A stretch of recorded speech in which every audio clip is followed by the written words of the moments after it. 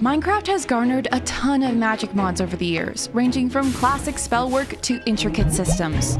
And I've made it my mission to master as many of these mods as I can in a single world. Last chapter, I conquered my first challenge, Botania, and while I was able to achieve great power, slay the Gaia, and even earn my own wings, it was only the start of a long list of mods to complete. Which brings us to where we last left off, with my choice for the next mod undecided and even more importantly, a visitor at my door.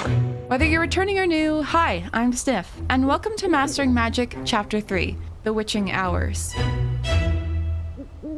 But first, let's talk about the magic of today's sponsor, Opera GX. Okay, maybe it's not magic, but it sure can feel that way. Opera GX is a browser built for the gamers, multitaskers, and anyone who likes a bit of razzle-dazzle. To me, the most magical aspect of Opera GX is their GX mods, which allow you to transform your browser with just a few clicks. The GX mod store is full of user-made themes to choose from, featuring keyboard sounds, animated wallpapers, background music, and even special effects. And if you don't like a particular part of the mod, you can just turn it off, or mix and match features with other mods. I've been feeling particularly whimsical, so I tried to make a wizard magic-esque theme, equipped with typewriter and paper noises. And instead of background music, I opted to use the built-in music player. And you don't have to worry about these features overpowering your computer either. Thanks to GX Control, you can dictate the RAM, CPU, or even internet usage of your browser. This makes it well optimized for multitasking, which is perfect for your average study sesh or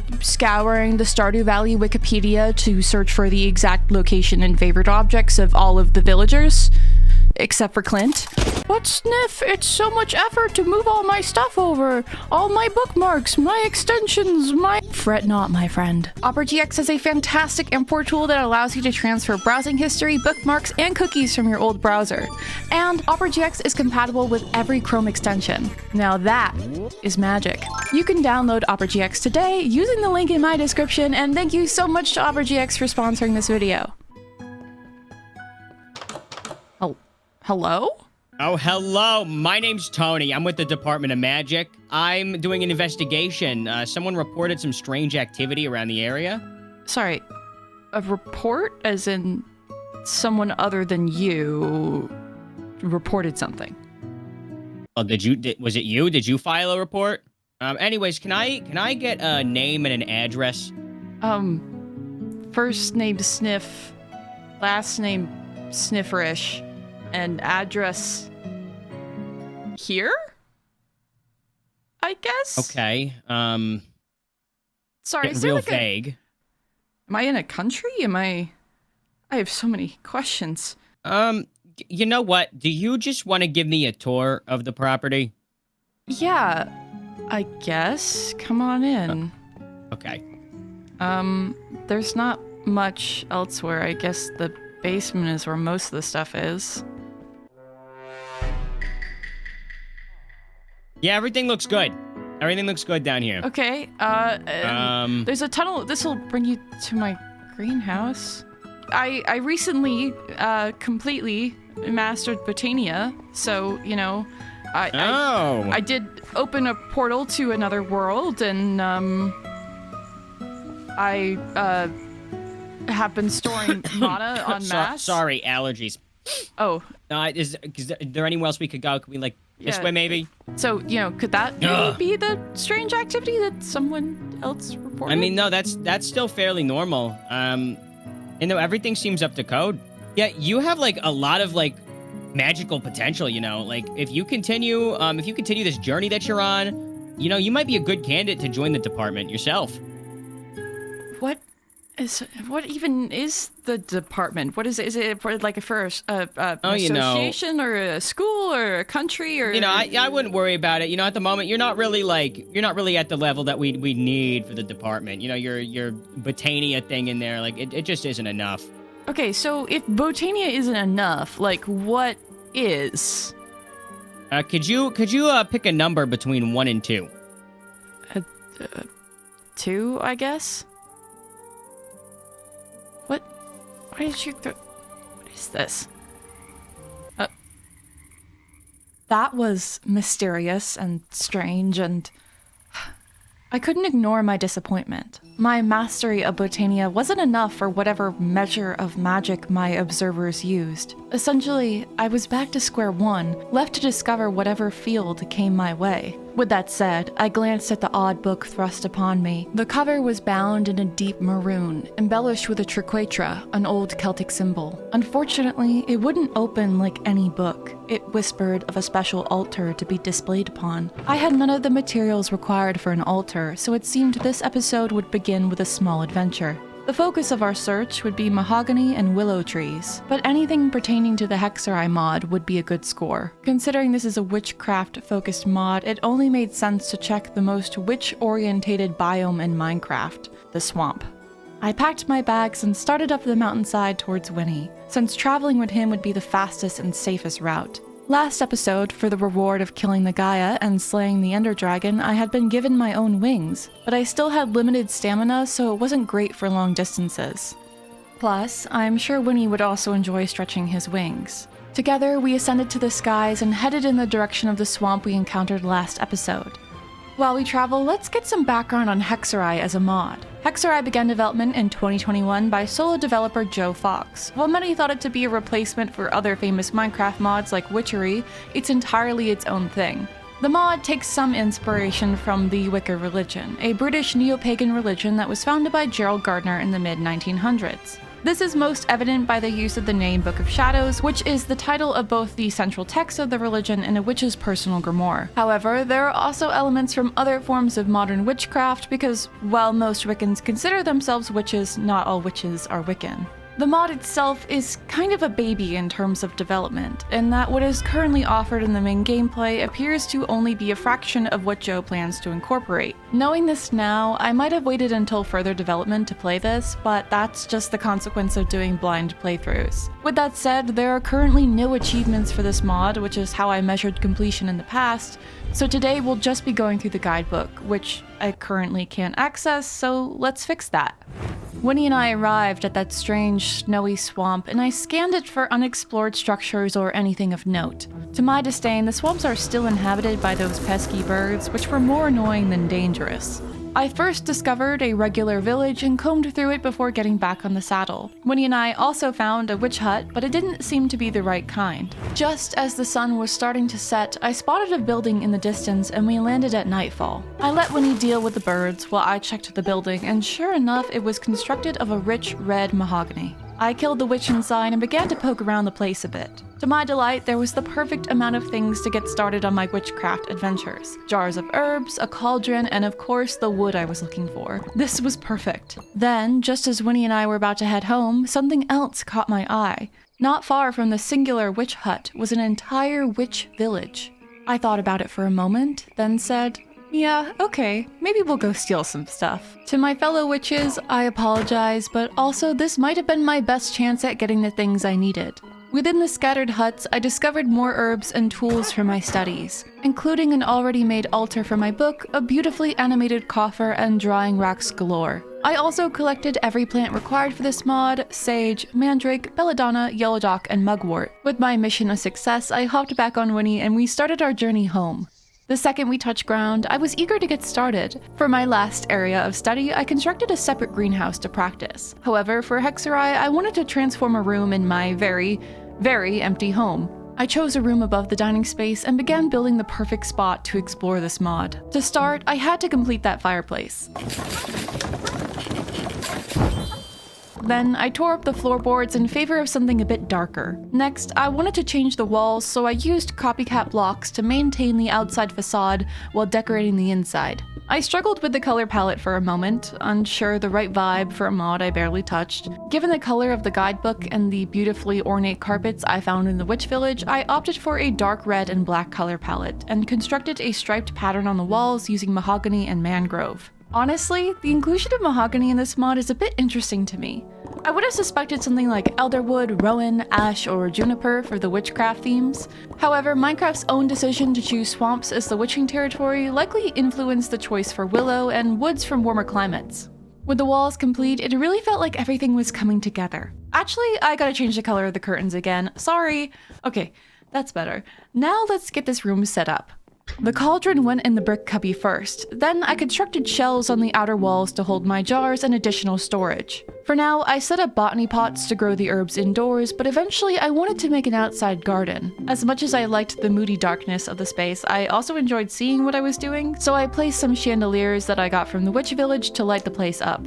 Next, I built a small area for a sink, storage, and space for my trinkets. Last, I set up some drying racks, and I think this is good enough for now, or at least to get started. Finally, I can open that book. Off the bat, we are greeted with an introduction by the mod author and an item index. The first thing it recommends crafting inside the cauldron is a pair of glasses, for easier reading, I suppose. I don't think I need these, but I thought it might be a good opportunity to familiarize myself with crafting inside the cauldron, so let's try it. I retrieved the ingredients from my storage room and placed a heat source beneath the cauldron. With some lava added to the basin, the ingredients quickly materialized into a set of spectacles. How cute! The book then goes on to give us a recipe for itself, the altar, and a coffer, which we already have. However, I learned the details that the coffers can be dyeable, which I thought was endearing. For those who haven't encountered the word coffer before, it's a bit dated, usually to refer to a small lockable box to keep your valuables. In sayings, it can also be used to mean a treasury or a place to store money. I don't store money in it, nor is it lockable, but I thought I'd show you my own little coffer in real life that I used to keep old photos and little mementos in. With that said, I'll ask the question of this video, which is, do you keep your own little box? Moving back to our guidebook, we have a recipe for mortar and mortar and You know what? I don't know how to pronounce this. These can be used to create infusions for your candles or snacks for your familiars. I did also get this from the witch hut, but I wanted to mention it since we'll use it later. The next recipe in our little book is a candle dipper, which I was rather excited to use. In order to craft it, I needed to replenish my lava supply. Looks like we're due for a trip to the nether. And just to make it extra worthwhile, I'm bringing some jars with me for liquid storage. Upon arrival, I spotted a lava ocean and grabbed some buckets, and just like that I was out. Back in the overworld, I crafted my dipper and it was on to making the candles.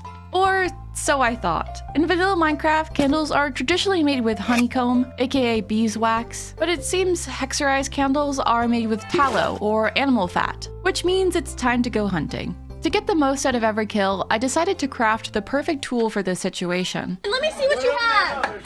No! I recently learned that Farmer's Delight knives actually guarantee secondary drops on most farm mobs. This, paired with looting, makes an excellent combination. I skipped over to my literal experience farm and doused myself in levels. With those, I enchanted my knife and I was off to locate some animals. I wandered the nearby woods, killing a chicken or two, but no animal fat appeared yet. After a full in-game day of searching, I finally discovered a cow sitting right under my nose and I got 2 pieces. At this point, I decided to call off my little hunt at the risk of depleting the local animal population. Last episode, I tried to avoid this when I had to feed my dragon and came up with a plant-based solution, but this was different and I just needed to give in and make an animal farm.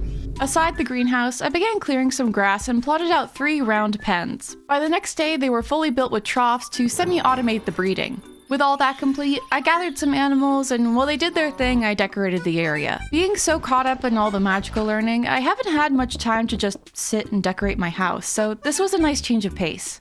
When the population was decent, I harvested some animal fat and started making my candles. The first step was to melt the animal fat down, and then place string on each Killer Queen はすでにドアノブに触っている。 Oh, my entire game crashed. No worries, this happens with a mod pack with nearly 300 mods. I'll just... oh, and it crashed again. Turns out there's a very specific rendering error with that 3rd slot on the candle dipper. I couldn't enter my world without an immediate crash, and unfortunately, it wasn't a bug with great priority for fixing. For a moment, I thought I might have to pause recording on this episode because I have no idea how to fix this. My last backup was hours old, and I didn't feel like redoing everything, so I just decided to wait until the bug was fixed. And then the next day, I changed my mind. In the support chat, someone suggested I try editing the NBT data of the world, which I have never done, but I mean it was worth a shot. After hours of reading forums and combing through data I didn't understand, we were back! I don't usually bring up technical errors in my videos when they do happen, but I thought my own experience might be helpful for anyone who also encounters this bug. For now, I personally was just going to avoid that evil 3rd candle dipper slot. thingy. I nervously tried to make candles again and successfully crafted 2 without crash. Now we could continue to move through the book. The next crafting recipe was the crystal ball, which allows the player to reveal the face of the moon or the position of the sun. I already had one, so on to the next page, a dowsing rod. The dowsing rod acts as a guide for finding swamps and jungles, the 2 integral biomes to this mod. I do have a nature compass, which holds a similar function, but I decided to just craft it anyways, just to have. To my delight, when I turned the next page, I reached a section I was long anticipating, the crafting of broomsticks. I really think this is where Hexerei shines, and most people's favorite part of the mod. I started by collecting an essential ingredient to brooms in this mod, my own blood. Can't say it's the most enjoyable or exciting crafting ingredient, but I doubted this would be the last time I used my blood for magic. With 3 bottles collected, I moved on to gathering the other ingredients. Since I was well off with supplies, I decided to skip the lower tier brooms and dive straight into crafting the mahogany broom. Alongside this, I also crafted some satchels and a trinket to decorate my new ride. The association of brooms and witches is an old one, with the first known depiction of a witch on a broom going as far back as the mid-1400s. It certainly came with the rise of witchcraft being associated predominantly with women and domestic labor. The specific word for this kind of broom, besom, I think that's how you say it, Besom. later became a pejorative word for a troublesome woman. Yikes! Obviously, the depiction stuck, as it's now a staple to our view of witches, and even wizards. Now such brooms can hold positive connotations, such as protection and fertility. I always found it a bit silly, but simultaneously I kind of enjoyed the magic and power given to such a common household object. With my broom crafted, I flipped the page to find a recipe for a curious attachment, a netherite tip. It appeared I could get a little lethal with my sweeping. However, as I looked over the crafting recipe, I noticed a material I didn't have, selenite. The small blurb told me I could find it in the jungles and the swamps, so I packed my bag and took my broom out for the first time. It's a bit funny watching a creature with wings fly on a broom, but what can I say, even the moths need their rest. After a not-so-fun encounter with the dragon, I reached the swamp and began to dig. From what I could gather, the selenite would spawn in geodes similar to amethyst crystals. Exploring further into the caves beneath the swamp, I discovered something other than selenite. How do I put this? I found a dinosaur? No, seriously, it's a whole subterranodon. Yeah. I think this is a part of Alex's caves, but it's wicked nonetheless. For a moment, I completely forgot my mission to search for selenite crystals and got caught up in the excitement of, well, dinosaurs. I wandered around the large chasm, collecting new flora and enjoying the radiating light of the amber. My mind was completely in it. That was until I found a dragon. No worries, I'm practically an expert at this by now. As I looted the dragon's body, I discovered a bright red egg. Oh, I really was becoming the dragon parent at this point. At least I'd have another friend for Winnie and the ice dragon I hadn't named yet. And just like that, it was back to cave diving for selenite. I will say, using selenite for a sharp tip is mildly amusing. Just as it is in the mod, selenite is a white, slightly transparent crystal, named after the Greek moon goddess Selene. It can be found in many places over the world, with a variety of really famous deposits, such as Nika's Cave of Crystals in Chihuahua, Mexico. It's been associated with healing, cleansing, purity, but it's also notoriously soft, sitting at just a 2 on the Mohs scale. This is a piece of selenite that was gifted to me, and here is me permanently scratching it with my fingernail. Needless to say, I wouldn't use it for crafting a weapon. Actually, Sniff, if you would read, you would see it allows you to fly through lava and fire without getting hurt. It is in fact not for a weapon. Oh my gosh. Okay, chat, never mind. Scratch all of that. At some point, I happened upon another quirky biome from Alex's caves. The walls transitioned from stone to chocolate, and the ground became soft and sticky. Ew! I'm sorry, you're telling me I found Candyland before an actual mineral? Of course, my builder brain didn't mind. I liked unique materials to play around with, and this cave felt rather calming with its colorful candy and literal rain. What the f is that? Moving away from candy hell, I scoured cave after cave, yet there was no selenite to be found. My backpacks and pockets were overstuffed, and I partially missed the sunlight. A bit disappointed, I decided to head home. Don't worry though, I wasn't giving up. I just needed time to recuperate and empty my bags. This time, as I set out, I decided to search for a jungle instead. With my nature compass in hand, I flew south.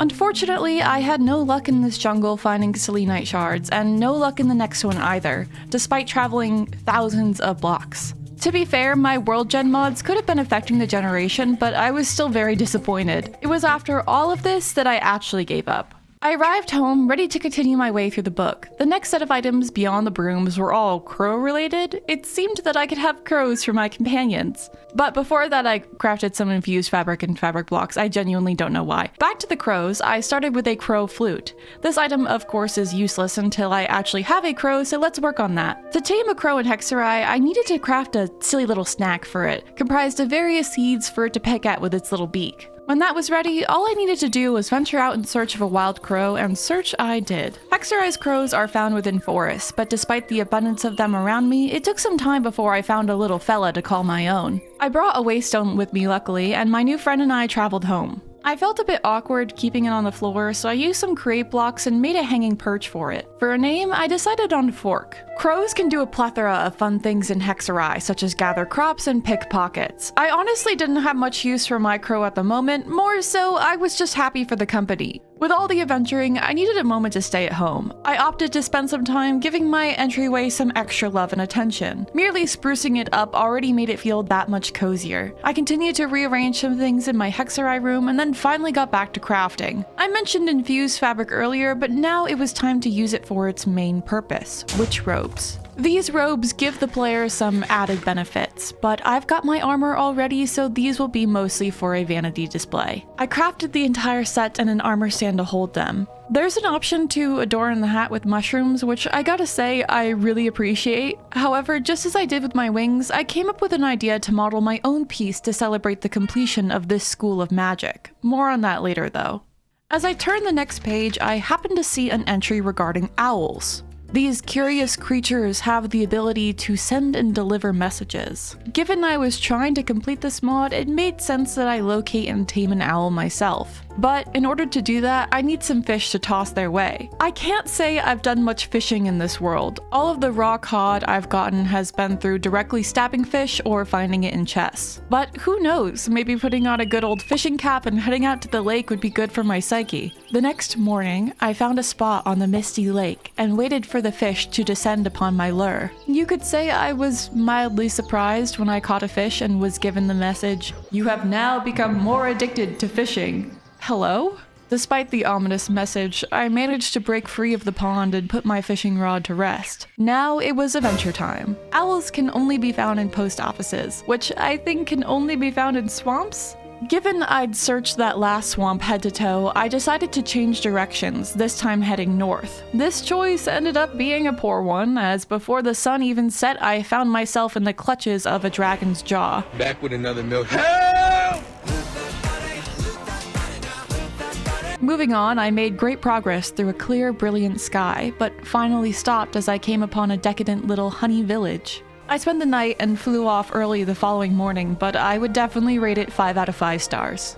I discovered one swamp, but without a post office in sight, and my journey continued. When I reached a large cliffside, I followed it east to see where it might lead me. After many days of travel, I noticed the owl icon on my little map and rushed over to find a post office. There was not another human to be seen, and packages littered the floor. At least, though, there was more fish. And there was much rejoicing. Some distance from the post office, I managed to find my first owl and tamed it. I found a second one later, giving me an adorable pair. Now came the tricky part. I really didn't know how to transport these guys. Would they go through a waystone? Must I fly them all the way back? I picked one up and carefully set it on my broom. It fit perfectly in the seat, and much to my surprise, the second one stacked right on top. With both my owls secured, I started on a direct course home. We fit awkwardly on my broom, and I doubt the altitude was pleasing, but we made it all the way there without a scratch. And boy, were these little guys worth it. Seeing them waddle around had me giggling and screeching and cooing at their adorable behavior. Since I had 2, I let them have a little baby, and then I had a whole family to call my own. I must say, who needs company when you've got 3 owls, 2 dragons, a cat, a dog, and a crow? Finally, the last pages of the book regaled me with some information on the covens, which are currently an underdeveloped feature of the mod, which Joe himself said the player would soon be able to join and climb the ranks. However, for now, this was about as much as the mod entailed, assuming that the guidebook had walked me through it perfectly. While I liked the short and sweet adventure Hexerei gave me, I wasn't ready to close this chapter yet. As promised, I designed myself a hat to match my new witchcraft habits, one I could go back and add upon when I discovered other similar fields. Then I started to revisit the crow's functionality in Hexerei. I think it's really cute that they can harvest and farm things, but I haven't needed much of that considering I grow most things in pots. But maybe that was a sign that I needed to expand upon my estate's garden. After all, I built a fantastic greenhouse and set up some layered terraces, but never actually got to fully decorating them.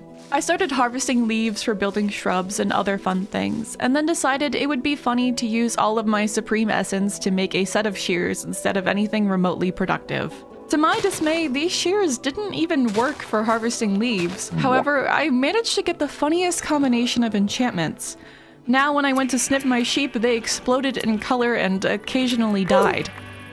Back to the gardens, I harvested some clay and began creating ornate brick pathing. I thought, given the Tudor aesthetic of my home, some very neat organized gardens might be in order. I continued to expand upon them for the coming days until at some point I looked up at Winnie's nest and had a slightly different idea. It's no secret that I'm in love with Skyrim, and I've been itching to use the dragon skulls in some kind of build. So, for the path to Winnie's house, I focused on smaller layers of rock, similar to the Nordic ruins of Skyrim. While working on the path, I made the unfortunate mistake of hitting the nest with my super duper terror tool, and let's just say it was, it's fine. It's cool. Overall, I really like the outcome of this path, and I think it leaves a lot of space for future dragon nests.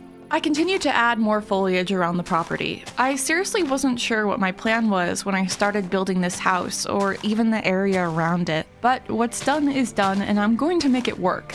I believe I've said this in the past, but I'm not super confident nor happy with my survival building most of the time. I struggle a lot with planning my builds and seeing the bigger picture. And even now that I can fly, it's not like I have the tools to sculpt the earth like a god. It's something I've been trying to get a bit more comfortable with, though. For me, it's just accepting that sometimes it's not perfectly even, or sometimes the flow isn't exactly what you expect. You build things, you forget why you did it, and you kind of move on. It's the type of progression that feels very grounded in reality, like the constant building of cities. I ended up creating a chaotic garden layer on one of the terraces and brought the path around the house. Finally, or maybe not so finally, I decided to connect my underground storage with the outside. My idea for this was to build an elevator with Create and have a sort of elevator house. In turn, I could make a floor down to the mines, as my old ladder was now built over. I still had a giant cake factory from last episode that currently lay dormant. I didn't see much point in producing cake when I had about 15,000 of them, so for now I borrowed some parts and routed the steam engine over. Then it was time for the actual design, which took some fiddling to get right. Once that was done, I constructed a building around it and decided just in case to build a stairwell alongside it. To me, it cemented more of the design philosophy I was going for, multiple pathways to get to the same place. Finally, I spruced everything up a bit more and just continued to landscape the area. It gave me the right break I needed, and I decided to check the Book of Shadows one last time before I considered it done. There were a few small elements I'd yet to explore, so I started harvesting belladonna and in the meanwhile set up that dragon egg from earlier to hatch. By mixing together sage, belladonna flower, and belladonna berries, I could create a blend to apply to my candles. These emitted an aura of growth that would be great for my new farm areas. And now I was done with the book. When I returned downstairs, I was delighted to see my fire dragon hatched. Its bright red scales were a massive contrast to my icy blue duo. Finally, it felt like the right time to name all of the new friends I discovered this episode. Well, in the past, I'd asked my audience. This time, I decided to name them after some of my beloved Patreon members. With that, I found myself a little less lonely and a bit more comfortable, and another mod into my studies. Admittedly, it was a bit less climactic than my endeavors with Botania, but perhaps that's exactly what I needed. Just like my building earlier, progress is never linear, and sometimes you have to dip your toe in the water before jumping in the pool. If it was true, what the wizard had said before, and I was earnestly being watched, then so be it. Let's let them watch greatness, and let's try something bigger, something new, or shall I say, nouveau. Hey gamers! I want to start by giving a shout out to all of my wonderful Patreon members. We had so many people join in the past month and I am so overwhelmed and honored by your support. Sorry this took so long. I got very caught up in Fernsfield towards the end of last year and have already started 2025 with being sick most of the time. I did a lot of research for this video that didn't end up in the video as I was researching Wicca and specifically Gerald Gardner. It just got a little bit more and more messy, to be honest with you. Alongside that, it just became very obvious to me that this is one of those subjects that even a few weeks of research wouldn't make me feel qualified to talk about it. I mean, it is an entire real religion that is considered Socratic and eclectic.